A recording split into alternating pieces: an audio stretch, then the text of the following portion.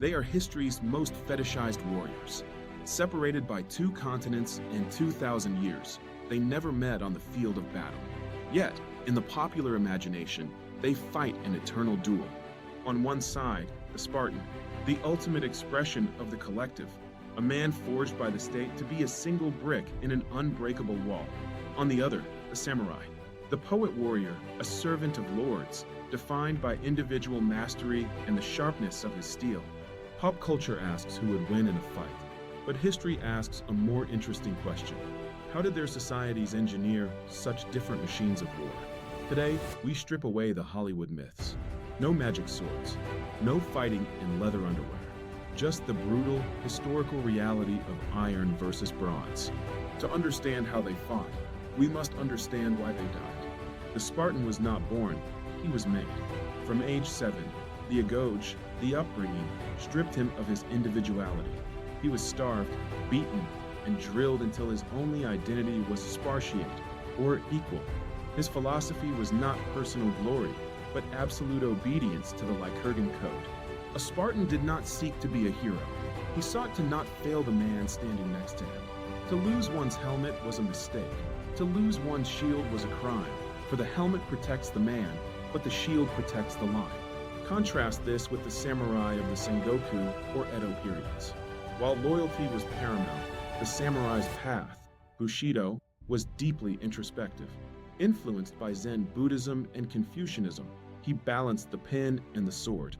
Where the Spartan system was a factory producing identical cogs for a biological machine, the samurai culture was a guild of artisans, where the art was death. The Spartan fought for the state. The samurai fought for his clan, his lord, and his name. Here is where the timeline becomes the enemy of the argument. The Spartan fights in the Bronze and early Iron Age. His defense is the aspis, a massive 20-pound dish of wood and bronze. It covers him from chin to knee. His offense is the dori, a thrusting spear, and the xiphos, a short iron leaf blade. It is heavy, durable gear designed for a shoving match, literally. The samurai, however, benefits from 2,000 years of technological advancement. He enters the field clad in oyuroi or tozi isoku, laminated iron and leather plates, lacquered against the elements. It is lighter, stronger, and infinitely more flexible than the Spartan's bronze carapace. But the game changer is not the sword, it is the bow. The Spartan despised archery, viewing it as a cowardly way to kill from afar. The samurai, conversely, revered the Yumi. For centuries, the way of the warrior was not the way of the sword, but the way of the horse and bow. And then, there is the steel itself. Spartan iron was soft, full of impurities, and prone to bending. Samurai steel, tamahage, is a high-carbon metallurgical marvel. In a direct clash of weapons, the Spartan's gear is simply obsolete. It is a Model T Ford racing a Ferrari. The Spartan way of war is the phalanx. It is a biological tank. Shields locked, spears bristling, pushing forward with the weight of 8 ranks deep. In a narrow pass like Thermopylae, it is immovable, but it is also rigid. It cannot turn quickly. It breaks if the terrain is uneven.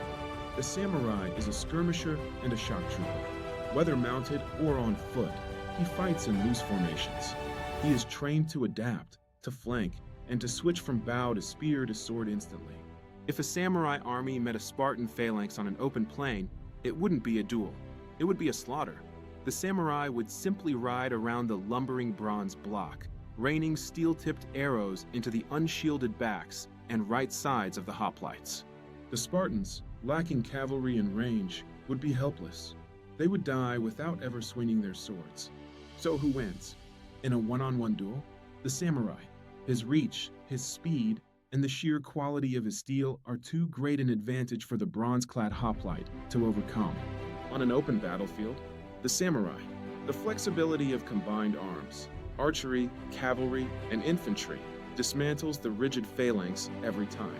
But if you needed to hold a doorway against an army, if you needed men to stand and die without taking a single step backward, you would not choose the poet warrior. You would choose the Spartan. Technology evolves. Tactics change, but the will to stand, that is timeless.